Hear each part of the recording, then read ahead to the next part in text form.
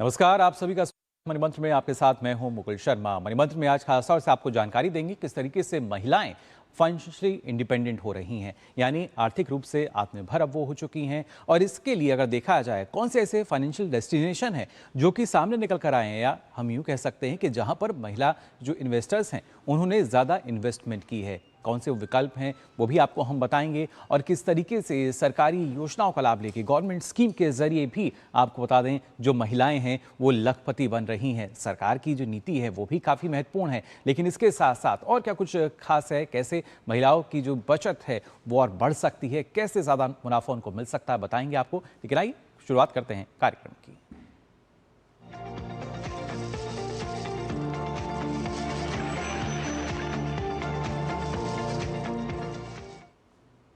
जी हाँ, सबसे पहले आइए आपको बताते हैं किस तरीके से यहाँ पर महिलाओं के लिए जो फाइनेंशियल डेस्टिनेशन सामने आ रहे हैं, यानी किस तरीके से जो महिला इन्वेस्टर्स हैं वो कहाँ पर जो इन्वेस्टमेंट है उसको बढ़ावा दे रही हैं, कौन से वो डेस्टिनेशन है वो आपको बताते हैं। आज के समय की अगर बात की जाए तो हम देखते हैं जो महिलाएं हैं वो म्यूचुअल फंड, स्टॉक मार्केट, इसके साथ साथ फिक्स डिपॉजिट यानी एफडी जो है उसमें निवेश करती हैं। और उसके अलावा खासतौर से गोल्ड या सिल्वर की बात की जाए, रियल एस्टेट की हम बात करें, और साथ ही साथ गवर्नमेंट स्कीम, यानी एक आर्थिक समावेश जो है वो यहाँ हमें नज़र आता है, वो हमें यहाँ देखने को मिलता है। अलग अलग पहलू हैं ये, जिसके ज़रिए लगातार हम देखते हैं कहीं ना कहीं महिलाएं जो है निवेश करती हुई नज़र आती हैं, इन्वेस्ट करती हुई नज़र आती हैं अलग अलग ऑप्शंस में। और उसी वजह से अगर देखा जाए तो विमेन पावर जो है उसकी मौजूदगी अब लगातार बढ़ती नजर आ रही है। कैसे ये मौजूदगी जो है बढ़ रही है, आइए ये भी आपको समझाते हैं किस तरीके से जो महिलाएं हैं वो लगातार आगे बढ़ रही हैं। ये आपको समझाने की कोशिश हम करते हैं, बताते हैं किस तरीके से जो महिलाएं हैं अलग अलग सेक्टर्स में ना सिर्फ आगे बढ़ती नजर आती हैं, बल्कि आज के समय की अगर बात की जाए तो कैसे जो महिलाएं हैं वो यहाँ पर हमें फाइनेंशियली इंडिपेंडेंट नजर आती हैं और महिलाओं को कैसे फाइनेंशियल फ्रीडम मिल रही है, आइए आपको बताते हैं। सबसे पहले कुछ आंकड़े आपको बताते हैं किस तरीके से जो आंकड़े हैं उसके ज़रिए जो खासतौर से महिलाओं की हिस्सेदारी है वो एक बड़े स्तर पर नज़र आती है। अगर नज़र डालें किस तरीके से गवर्नमेंट स्कीम की अगर हम करें तो आपको बता दें यहाँ पर खासतौर से 11 साल में करीब 10 करोड़ महिलाएं हैं जो कि स्वयं सहायता समूह से जुड़ी हैं। ये एक बड़ा आंकड़ा है, अंदाज़ा आप लगा सकते हैं कैसे लगातार जो महिलाएं हैं स्वयं सहायता समूह से जुड़ी हैं। और उसके बाद देश में 3 करोड़ से ज़्यादा जो महिलाएं हैं वो लखपति दीदी बन चुकी हैं। अंदाज़ा आप लगा सकते हैं 3 करोड़ से ज़्यादा लखपति दीदी जो हैं वो हमारे देश में है, जबकि 6 करोड़ का लक्ष्य हमारा है। साथ ही मुद्रा योजना की अगर बात की जाए तो 60% से ज़्यादा जो लोन है वो महिलाओं ने यहाँ पर लिए हैं। और यहाँ पर अगर देखें 57 करोड़ से ज़्यादा स्वीकृति हुई है लोन की, जिसमें 60% से ज़्यादा महिलाओं के पास है। साथ ही स्टार्टअप रेवोल्यूशन की अगर हम बात करें तो देख सकते हैं किस तरीके से यहाँ भी महिलाओं की मौजूदगी है, वहाँ भी वो लीड करती नजर आ रही हैं। लीड कैसे कर रही हैं ये आपको बता दें। दरअसल अगर 42% से ज़्यादा रजिस्टर्ड स्टार्टअप्स की हम बात करें तो वहाँ पर जो महिला डायरेक्टर हैं वो मौजूद हैं। जी हाँ, कम से कम एक महिला डायरेक्टर 42% से ज़्यादा है। इसके साथ ही फाइनेंशियल जब हम बात करते हैं कैसे, देखिए कुल बैंक खातों की अगर बात की जाए तो इसमें महिलाओं की हिस्सेदारी करीब 39.2% हमें नजर आती है। और खासतौर से इसी में जब जनधन योजना की हम बात करें, एक महत्वपूर्ण योजना रही सरकार की जिसके तहत करीब 32 करोड़ से ज़्यादा महिलाओं के जो बैंक खाते हैं वो खोले गए थे। इसके चलते एक बड़ा बदलाव जो है वो हमने देखा है। और साथ ही ग्रामीण इलाकों की अगर बात की जाए तो बैंक खातों में महिलाओं की हिस्सेदारी करीब 22.2% हमें यहाँ नजर आती है।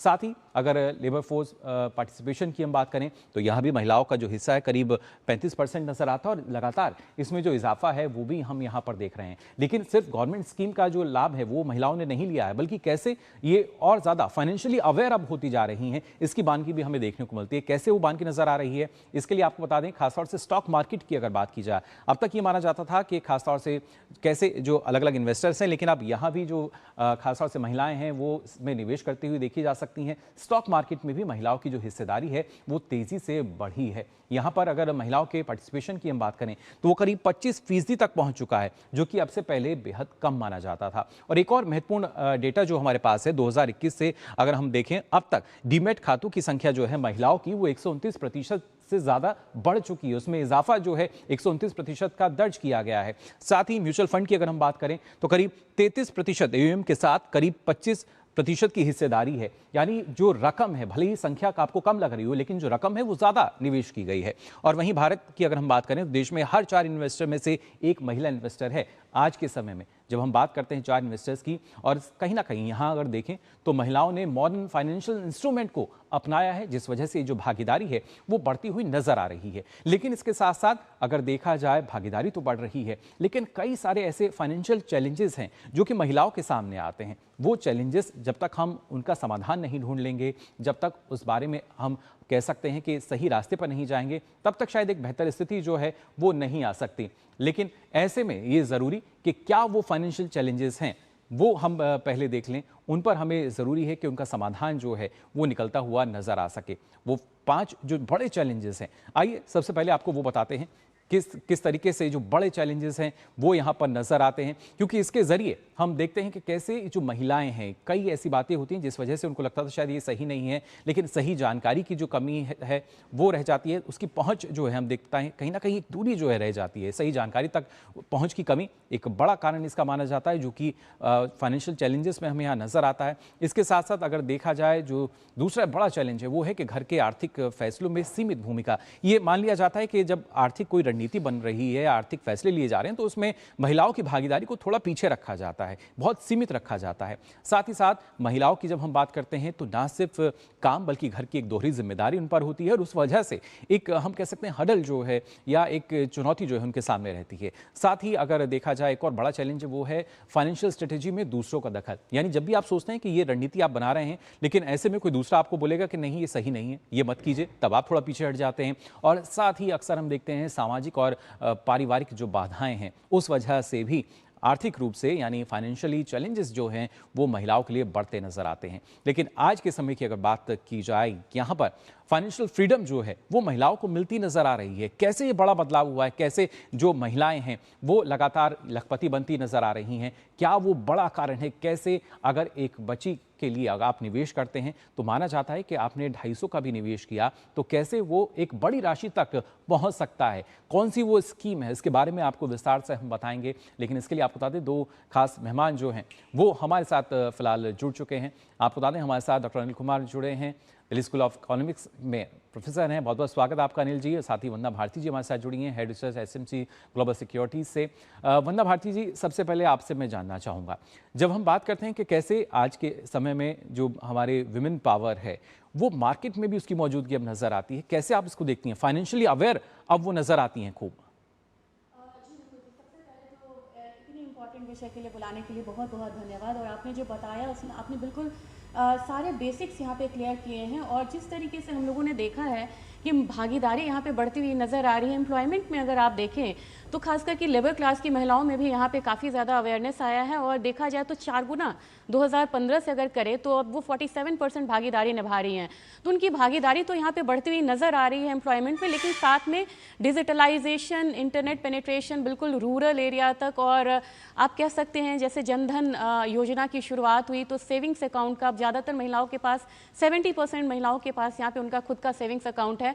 तो ये अवेयरनेस जो है उनके फाइनेंशियल डिसीजन लेने की ताकत को बढ़ा रहा है। और साथ में अगर देखा जाए कि फाइनेंशियल मार्केट की अगर मैं बात करूं, मुझे लग रहा है कि अब यहाँ पे करीब 3 करोड़ का अकाउंट जो है वो महिलाओं के नाम पे है। और ये जो यूनिक आईडी है ये ज्यादातर अभी मतलब अब देखा जाए कि पोस्ट कोविड ने जब उन्होंने काफी ज्यादा बाधाएं तो दी, लेकिन सोचने पे भी मजबूर किया कि और क्या क्या आपके पास ऑप्शंस हैं। उस समय हमारे पास समय भी होता था, तो वहां से हम लोगों ने एक बहुत अच्छा जंप आता हुआ देखा। तो मेरे ख्याल से 3 से 4 करोड़ जो डीमैट अकाउंट है वो महिलाओं का है। मुकुल जी ये बता रहा है कि वो निवेश तो कर रही हैं, लेकिन जब हम ये देखते हैं कि लोन लेने के परसेंटेज में भी यहाँ पे इजाफा हुआ है, चाहे वो होम लोन हो, कार की यहाँ पे खरीद हो, चाहे वो यहाँ पे बिजनेस के लिए लोन ले रही हैं, तो ये है कि वो निवेश तो कर रही हैं, लेकिन वो सामने से आके लोन्स लेके वो अपने व्यवसाय को भी यहाँ पे चला रही हैं। तो जिम्मेदारी से लेके निवेश हर जगह उनका जो परसेंटेज है, उनकी भागीदारी जो है वो बढ़ती हुई नजर आ रही है। इसमें योजनाओं का भी बहुत बड़ा हाथ है। बिल्कुल, और उन्हीं योजनाओं की भी हम यहाँ चर्चा करेंगे। अनिल जी, आपसे मैं समझना चाहूँगा उन बातों को। तो जब हम योजनाओं की बात करते हैं, अक्सर ये मान लिया जाता है कि सरकार ने योजना बनाई, लोगों तक वो पहुंची, उनका असर कैसा रहा। लेकिन जब हम महिलाओं के नज़रिए से उन्हें देखते हैं और ख़ासतौर से कैसे उसके चलते फाइनेंशियल फ्रीडम जो है वो हमें नज़र आती है आज के दौर में, फिर चाहे जनधन खातों की हम बात करें या इसके अलावा तमाम ऐसी योजनाएं जिसके चलते कहीं ना कहीं आर्थिक रूप से काफ़ी मजबूती हमने देखी है समाज में। देखिए मुकुल जी, मेरा ये मानना है कि 2014 के बाद जो सबसे महत्वपूर्ण कदम इस देश में लिया गया वो था फाइनेंशियल इंक्लूजन के तहत सबके अकाउंट्स, बैंक अकाउंट्स खोलने का। और आज हम देखते हैं कि जनधन अकाउंट में 60 करोड़ से ज्यादा लोगों के अकाउंट्स खुले हैं और उसमें से 56% महिलाओं के हैं। और साथ साथ वो खाली अकाउंट खुलना ही खाली काफी नहीं है, उन अकाउंट में 80% अकाउंट्स में ऑपरेटिव है, ट्रांजैक्शंस हो रही हैं और महिलाएं अपना जो बचत छोटा मोटा करती हैं वो अब अकाउंट्स के माध्यम से करने लगी है। एक बात। दूसरी बात, सबसे बड़ा कदम, एक स्वच्छ भारत योजना के तहत इस देश में 10 करोड़ टॉयलेट्स का निर्माण किया गया, जिसमें सरकार की तरफ से सब्सिडी दी गई। अब ये कहने को टॉयलेट एक छोटा सा कदम है, लेकिन आप देखिए इससे एक सोशल सामाजिक क्रांति आई, एक महिलाओं के प्रति सम्मान की जो भावना है वो इससे साफ झलकती है। आप देखिए दूर दराज के इलाकों में महिलाओं को टॉयलेट करने के लिए बाहर जाना पड़ता था, उनकी प्रिवेसी का बहुत बड़ा एक सवाल था, किसी ने आज तक नहीं सोचा, और आज घर घर में टॉयलेट खुली हुई है। बिल्कुल। तीसरी बात, सबसे बड़ी बात, कि महिलाओं को शिक्षित करने का सबसे पहले बेटी बचाओ बेटी पढ़ाओ, फिर उसके बाद हम और आगे बढ़े। ये शुरुआत थी कि बेटियों को बचाना है और बेटियों को पढ़ाना है। आज हम देखते हैं सेकेंडरी एजुकेशन में उनका एनरोलमेंट 90% से ऊपर है। आज हम देखते हैं हायर एजुकेशन में,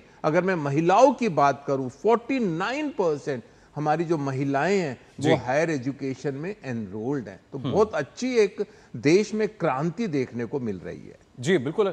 और खासतौर से वंदना जी, क्योंकि महिलाओं के साथ जब बचत की हम बात करते हैं तो ऐसा मान लिया जाता है कि ये तो एक दूसरे के पूरक हैं। महिलाएं हैं तो जाहिर तौर पर जो बचत है उसके अलग अलग विकल्प हमारे सामने होते हैं। और जिन उदाहरण का जिक्र अनिल जी ने अभी किया, फिर चाहे हम स्वच्छ भारत मिशन की बात करें, उज्ज्वला गैस की बात की जाए, तो कई ऐसी गंभीर बीमारियां जो महिलाओं को होती थी उसके चलते जो बीमारी का खर्च है वो काफ़ी हद तक कम हुआ, शून्य के बराबर हुआ, और वहाँ एक उनकी बचत हुई। लेकिन आज के दौर में जब हम देखते हैं कि कैसे जो महिलाएं हैं जिसका जिक्र आपने किया कि उनके रिस्क लेने की जो क्षमता है पुरुषों के मुकाबले वो ज़्यादा देखी जा रही है। लोन की जब हम बात करते हैं तो ज़्यादातर जो लोन है वो महिलाओं के लिए अप्रूव हो रहे हैं। सरकार की भी स्कीम के तहत हमने देखा वहाँ भी ज़्यादा हिस्सेदारी महिलाओं की नज़र आती है।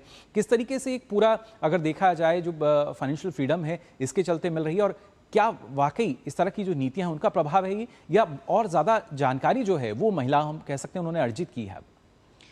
जी मुकुल जी, बहुत बढ़िया सवाल है और ये मैं कहूँगी कि इसमें सबका कंट्रीब्यूशन है। सरकार का कंट्रीब्यूशन वहाँ पे बहुत ज़्यादा है। उन्होंने बहुत आगे बढ़ के जितनी भी सब्सिडीज़ दी जाती हैं वो यहाँ पे सीधा सीधा अकाउंट में आता है। तो यहाँ पे एक तो बड़ी बात है कि जनधन योजना यहाँ पे आया, सबके पास अकाउंट हुआ।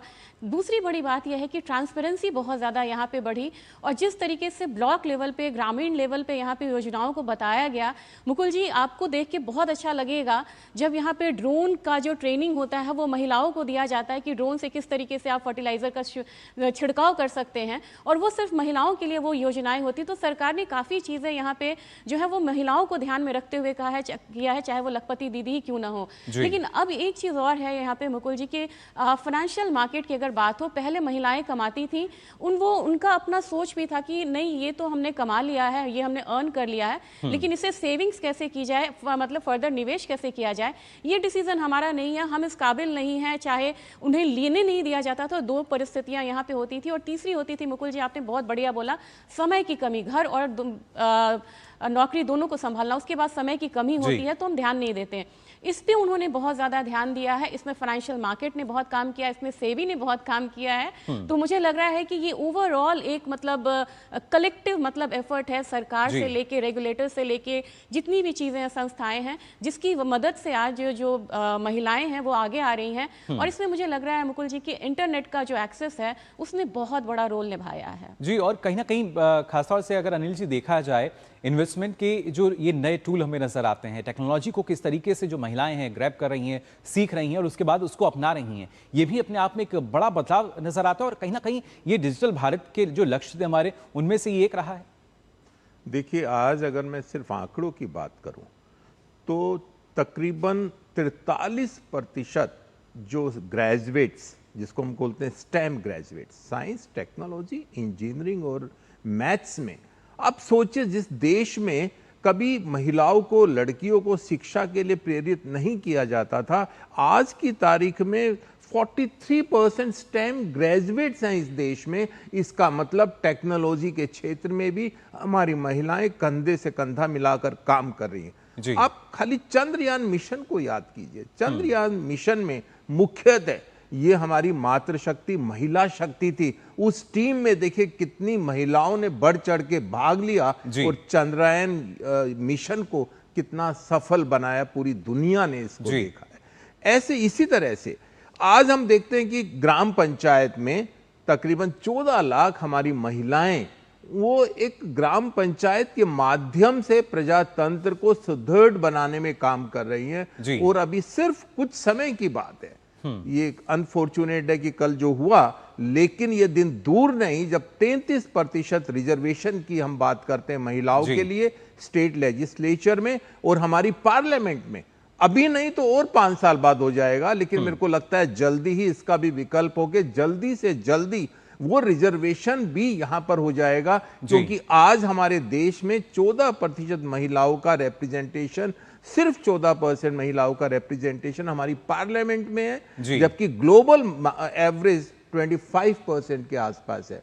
और उसके साथ साथ कुछ ऐसे देश हैं जहां 50% रिप्रेजेंटेशन महिलाओं का इसके अंदर पार्लियामेंट में लेजिस्लेशन के अंदर है। तो हमारा देश और हमारी सरकार इस दिशा में कार्यरत है और वो दिन दूर नहीं कि वो सुदृढ़ प्रजातंत्र भी हमारा मैच्योर होगा और महिलाओं को जो प्रजातंत्र में भागीदारी मिलनी चाहिए बिल्कुल। इसके चलते भी अनिल जी अगर देखा जाए तो आर्थिक रूप से आत्मनिर्भर होती जो महिलाएं हैं वो हमें यहाँ नजर आ सकेंगी, लेकिन किस तरीके से अलग अलग जो स्कीम चल रही हैं उसके बारे में आप लोगों से मैं यहाँ जानकारी लूंगा। लेकिन उससे पहले फिलहाल हमें रुकेंगे छोटे से ब्रेक के लिए, जल्द हाजिर होते हैं। आप बने रहिए डीडी न्यूज पर।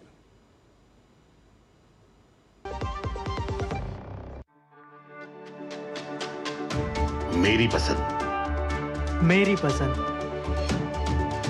मेरी पसंद, मेरी पसंद, हमारी पसंद, हम सबकी पसंद। मजबूत देश का मजबूत सरिया हो गया स्टील।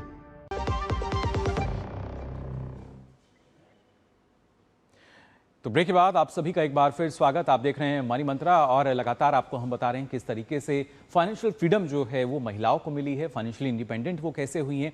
लेकिन इसके साथ साथ अगर बात की जाए वो खासतौर से 5 बड़ी बातें कहें या फाइनेंशियल मंत्र कहें जिसके ज़रिए हम कह सकते हैं कि और ज़्यादा जो हिस्सेदारी है महिलाओं की वो नज़र आ सकती है या और ज़्यादा अवेयर जो हैं वो हमें महिलाएं नज़र आ सकती हैं। क्या हैं वो 5 फाइनेंशियल मंत्र, आइए उस पर भी अब जल्दी से नज़र डाल लेते हैं कि कैसे जो महिलाएं हैं लगातार आगे बढ़ रही हैं। और इन 5 फाइनेंशियल मंत्रों में पहली अगर हम बात करें वो है कि कमाई के एक हिस्से की ज़रूर बचत करें, जो कि अक्सर महिलाएं करती हैं, लेकिन अगर किसी वजह से नहीं कर पा रहे हैं तो ये ज़रूरी कम से कम एक हिस्से की आप ज़रूर बचत करें। दूसरा है नियमित बचत की आदत डालें। कैसे ये जो आदत है उसमें आप इसको ढाल सकते हैं, जो बचत की आदत रहेगी जिसके चलते आपकी निवेश राशि जो है बड़ी हो सकती है। साथ ही साथ अगर हम देखते हैं आज के ज़माने में जब हम डिजिटल टेक्नोलॉजी की भी बात करते हैं तो जो मॉडर्न फाइनेंशियल टूल हैं उनको सीखें और शायद उसी का परिणाम है जिस तरीके से स्टॉक मार्केट में एक बड़ा आंकड़ा नजर आता है महिलाओं का।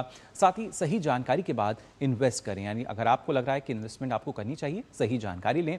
और साथ ही जो 5वां फाइनेंशियल मंत्र है वो यही कि जो गवर्नमेंट स्कीम है उनका पूरा लाभ उठाएं। उसके बाद आप देख सकते हैं किस तरीके से और ज़्यादा फाइनेंशियल फ्रीडम, जो फाइनेंशियल इंडिपेंडेंट हैं वो आप उसका अनुभव करेंगी। लेकिन यहाँ खासतौर से वंदना जी आपसे मैं जानना चाहूँगा, अलग अलग विकल्प हैं, हमने अपने दर्शकों को भी बताए थे कि किस तरीके से अलग अलग जो डेस्टिनेशन है, फाइनेंशियल डेस्टिनेशन, वो यहाँ हमें नज़र आते हैं महिलाओं के लिए। लेकिन ऐसे में अगर हम जब देखते हैं महिलाओं के नज़रिए से आपको क्या लगता है कहाँ पर ज़्यादा जो इन्वेस्टमेंट है उसकी तरफ उनका इंटरेस्ट रहता है महिलाओं के लिए?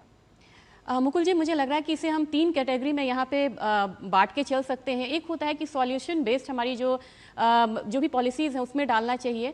जैसे कि हमने अपना देख लिया कि एजुकेशन के लिए हमारा फंड होना चाहिए, बच्चों के एजुकेशन के लिए, अपने हायर एजुकेशन के लिए। दूसरी चीज़ है कि आपका रिटायरमेंट प्लान होना चाहिए, तो उसके काफ़ी सारे स्कीम्स हैं, NPS हैं, काफ़ी सारे स्कीम हैं।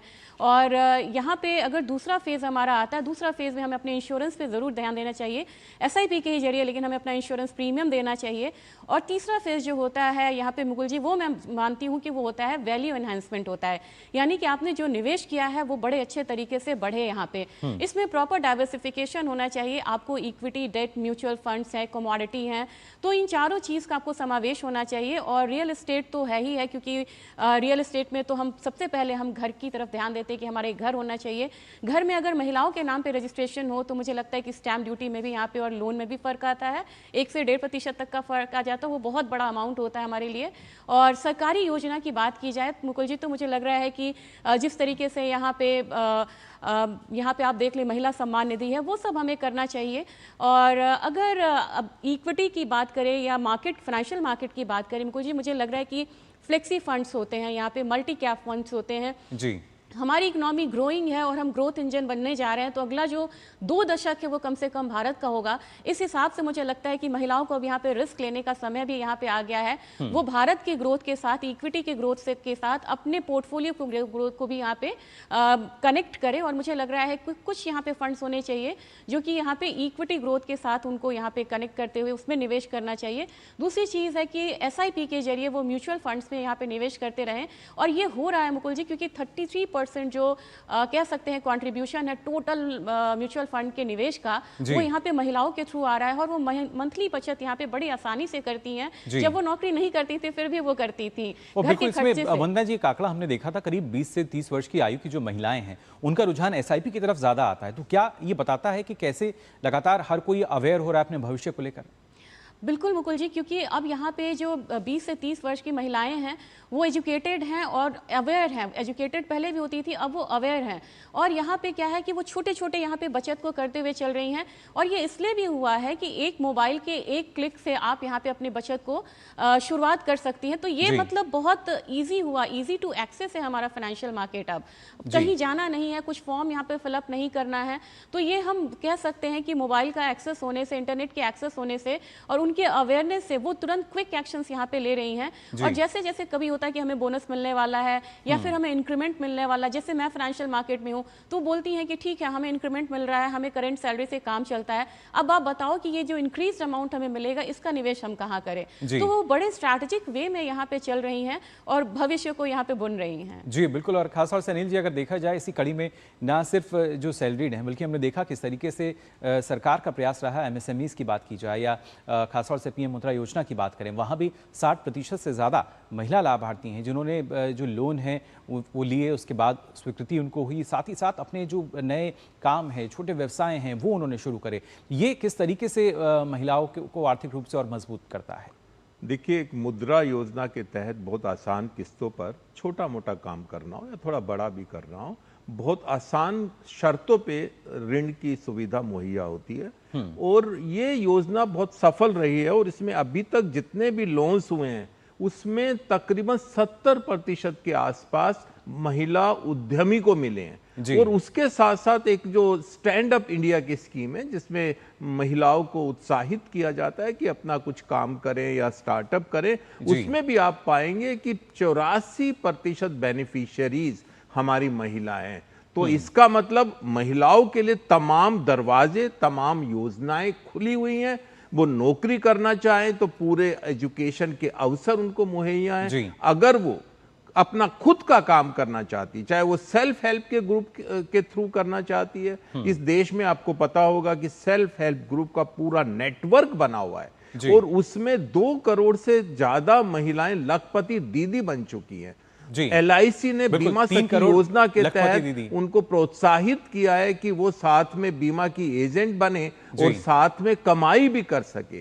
तो तमाम अवसर आज की तारीख में मैं देखता हूं कि महिलाओं के लिए खुले हुए हैं कि वो अपना व्यवसाय करे, कारोबार करे या साथ में नौकरी करके बचत करके अपने परिवार का विकास करे। जी बिल्कुल, तमाम अवसर जो हैं वो आज के समय में महिलाओं के पास हैं और इसमें फिर चाहे गवर्नमेंट स्कीम्स की बात की जाए वो एक अहम भूमिका में, और साथ साथ जो बाजार है वहाँ भी महिला इन्वेस्टर्स जो हैं वो बढ़ती हुई नज़र आ रही हैं। और कोशिश यही है कि कैसे हर महिला जो है वो फाइनेंशियली फ्रीडम को महसूस कर सके और इस तरह की अपनी जो लाइफ है, जो ज़िंदगी है उसको जी सके। फिलहाल आप दोनों का बहुत बहुत शुक्रिया यहाँ पर अनिल जी और वंदना जी इतनी महत्वपूर्ण जानकारी साझा करने के लिए।